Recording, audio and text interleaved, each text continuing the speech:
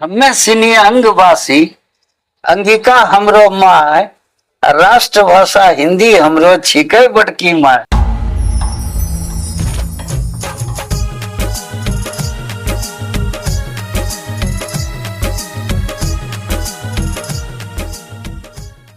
नमस्कार, मैं अभिनेता मुकेश मंडल अभी मौजूद हैं अखिल भारतीय अंगिका साहित्य विकास समिति के प्रधान कार्यालय शर्मा जी भवन, जय मंगल टोला, साहू पर्वता, भागलपुर में। डॉक्टर आत्मविश्वास जी हमारे साथ मौजूद हैं, जिनका पूरा नाम है डॉक्टर रमेश मोहन शर्मा आत्मविश्वास।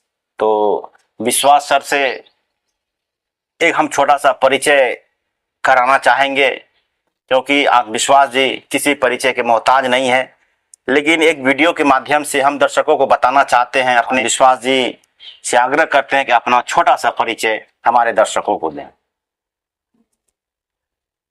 मुकेश जी, सबसे पहले तो परिचय में लोग नाम पता ही करते हैं जी, और नाम पता आपने बोल ही दिया है। जी जी सर।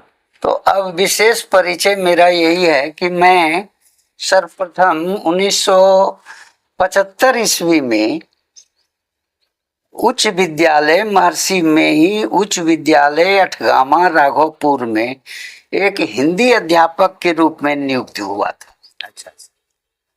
और वहीं जब हम रह करके बच्चों को पढ़ाना, अध्यापन कराना जब प्रारंभ किया, तो मुझे प्रेरणा मिली कि हम लोग अंग क्षेत्र के निवासी हैं, हमारी मातृभाषा अंगिका है, इसलिए हम लोगों को कुछ अपनी मातृभाषा के लिए भी काम करना चाहिए। तो 1975 ईस्वी में हमने लिखा कि हमें सिनी अंगवासी अंगिका हमरो माय, राष्ट्रभाषा हिंदी हमरो छिकै बड़की माय। वाह वाह वाह, बहुत अच्छा लागल सर। मन तक करे कि अंगिका में बातचीत करिए, लेकिन अंगिका भाषा को हम लोग दूर दूर तक पहुंचाना चाहते हैं, जन जन तक पहुंचाना चाहते हैं, इसलिए हम हिंदी में ही बातचीत करेंगे। बहुत बहुत धन्यवाद सर इस तरह अपना परिचय देने के लिए। तो हमारा एक सवाल का जो सिलसिला हम शुरू करेंगे, तो मेरा एक पहला सवाल आपसे है कि अंगिका की तरफ आपका जो झुकाव हुआ वो किस रूप में हुआ, उस पर थोड़ा विस्तृत प्रकाश डालें। सर्वप्रथम जिस समय हम टीएनबी महाविद्यालय में पढ़ रहे थे हिंदी ऑनर्स में, तो उस समय हमारे प्राध्यापक थे डॉक्टर माहेश्वरी सिंह महेश। वो उनकी विशेषता थी कि वो वर्ग में जब आते थे तो अंगिका में सबको अभिवादन करते थे। अच्छा। हाँ, और सबसे हाल समाचार पूछ लेते थे अंगिका में। उसके बाद तब वो हिंदी में पढ़ाना प्रारंभ करते थे।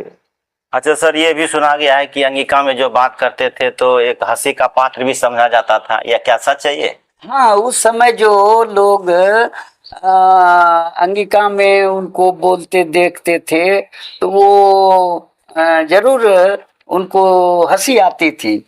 इस बारे में हंसी आती थी कि इतने बड़े विद्वान होकर भी अंगिका बोलते हैं। जी, अच्छा। और साधारण व्यक्ति जो अधूरे पढ़े लिखे थे उनको अंगिका बोलने में शर्म भी आती थी, लेकिन उनकी प्रेरणा से, उनको देखकर लोग अंगिका की ओर प्रवृत्त हुए, और संभव है कि ज्यादा हम भी उन्हीं से प्रेरित हुए। वाह, ये कौन सी ईस्वी की बात होगी सर? ये 1969-70 की बात है। मतलब कि 1969-70 से आप मतलब अंगिका की सेवा में लगे? हाँ, अंगिका की सेवा में लगे हुए हैं, और वो प्रेरणा उस समय से हमको ग्रहण करना पड़ रहा था। हाँ, प्रेरित हो रहे थे। माना जाए तो आपने अपनी पूरी जीवन जो अंगिका की सेवा में समर्पित कर दिया। जी, अभी तक भी हम दिन में जरूर 12 घंटा 14 घंटा लिख पढ़ लेते हैं कुल मिलाकर। क्या बात है सर। तो सर देखा जाए तो कि आपने अपनी पूरी जीवन को अंगिका के लिए ही समर्पित कर दिया। जी, हमने तो वही 75 ईस्वी से हमने लिखा कि हमें सिनी अंगवासी अंगिका हमरो माय, राष्ट्रभाषा हिंदी हमरो छिके बड़की माय। वह हमने अपनी माता से बढ़कर बड़ी माता को स्थान दे रहे हैं। तो हम सोचे कि यह तो कुछ कमी रह गई हमें। माता और बड़ी माता को समान दृष्टिकोण से सम्मान देना चाहिए। जी जी जी। इसीलिए हम अंगिका क्षेत्र में आ गए। तो सर मेरे मन में ये सवाल हिचकोले खा रहा है सर कि आपका नाम आत्मविश्वास मतलब जो आपने रखा है, आत्मविश्वास क्यों पड़ा सर? हाँ, इसकी भी एक छोटी सी कहानी है। जी जी जरूर सर। वो जब हम ऑनर्स में, बीए ऑनर्स में टीएनबी कॉलेज में थे, तो हमारे गुरुवर थे डॉक्टर राधा कृष्ण साय जी, जो कि आलोचना साहित्य पढ़ाते थे। और एक दिन की बात है कि डॉक्टर राम कुमार वर्मा जो कि राष्ट्रीय आलोचना साहित्य के प्रवर्तक हैं जी, वो भागलपुर विश्वविद्यालय आए थे पीएचडी के एक्सपर्ट बन करके। तो राधा वो बोले हम लोगों को ऑनर्स में कि देखो जी, जिनकी किताबें तुम लोग पढ़ते आ रहे हो आलोचना साहित्य, वही व्यक्ति आज विश्वविद्यालय में आए हुए हैं, क्या तुम लोग उनके दर्शन करना चाहोगे? बहुत आश्चर्य हुआ हम लोगों को और खुशी भी हुई कि ऐसे महान व्यक्तित्व का दर्शन अवश्य होना चाहिए। हम लोगों ने हामी भर दी और राधा ने कहा कि मैं प्रबंध कर दूंगा, तुम लोग 2 बजे विश्वविद्यालय पहुंच जाओ। अच्छा। उनके कथन के आधार पर हम लोग पहुंच गए जी। और उनकी प्रेरणा से, उनके सहयोग से हम लोगों को समय मिल गया उनसे मिलने के लिए। अच्छा। तो हम लोग वाइस चांसलर के चैम्बर में वो बैठे हुए थे, हम लोग भी पहुंच गए। वहां से सभी लोग बाहर हो गए, वाइस चांसलर वगैरह चले गए, मात्र डॉक्टर राम कुमार वर्मा जी रहे। अच्छा। हम लोग चारों अर्ध चंद्राकार में उनके आगे खड़ा हो गए जी। तो उन्होंने सबसे पूछा कि पहले आप अपना परिचय दीजिए। तो सबसे पूछते चले गए लोग, अपना नाम और पता बोलते चले गए, लेकिन सबसे उन्होंने एक बात यही पूछते थे कि आपका साहित्य में क्या योगदान है। जी। हाँ। तो कोई छात्र बताते थे कि महाशय मैं कविता लिखता हूँ, मैं कवि हूँ। जी। कोई कहते थे मैं निबंध लिखता हूँ, निबंधकार हूँ। कोई कुछ कहते थे, कोई कुछ कहते थे, कोई नाटककार हूँ। तो उस समय हमको ख्याल है कि हम लोग 25 संख्या में ऑनर्स में थे छात्र। अच्छा। और उस दिन 19 थे उपस्थित। जी। तो हमारा जिधर से वो पूछना शुरू किए, वो पहला क्रम था, हम 19वां क्रम में उधर खड़ा थे। ठीक। तो जब हमारा नंबर आया तो हमको पूछा कि आपका परिचय, तो हमने भी नाम और पता दिया। उसके बाद कहा कि आपका साहित्य में योगदान क्या है। हमने कहा महाशय मेरा साहित्य में कोई योगदान नहीं है। तो वो गंभीर हो गए। इतने में मेरे बगल के जो मेरे मित्र थे वो बोल उठते हैं कि महाशय ये झूठ बोलते हैं, ये हम लोगों के बीच में हम लोगों की रचना की आलोचना करते हैं। अच्छा। तो यह सुन करके वो बहुत प्रसन्न हुए, कहा कि देखो रमेश, तुम गर्व से बोलो मैं एक आलोचक हूं। वाह। और आलोचना वही कर सकते हैं किसी की रचना की जो बहुत ज्यादा विज्ञ होता है, विद्वान होता है, बहुत बुद्धिमान होता है, वही रचना की आलोचना कर सकते हैं। इसलिए आप बोलो कि मैं एक आलोचक हूँ। आलोचक।